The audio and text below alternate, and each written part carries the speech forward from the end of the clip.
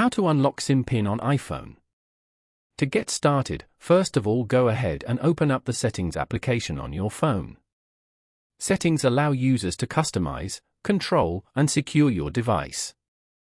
You can adjust settings for the screen, sound, wireless connections, etc., and manage your accounts, apps, and notifications to create a personalized user experience. Once you're here, tap on Cellular as shown. From here, you can find out how much data you're using and manage carrier settings such as eSIM and Wi-Fi calling. Now, scroll down to find and tap on SIM pin. If the toggle for SIM pin feature is turned on, go ahead and turn off the switch. You will be successfully able to unlock SIM pin. Following these steps, you can easily unlock the SIM pin on an iPhone. Thank you for watching. Please leave a like if this tutorial helped you, or leave a comment below if you have any questions related to the video.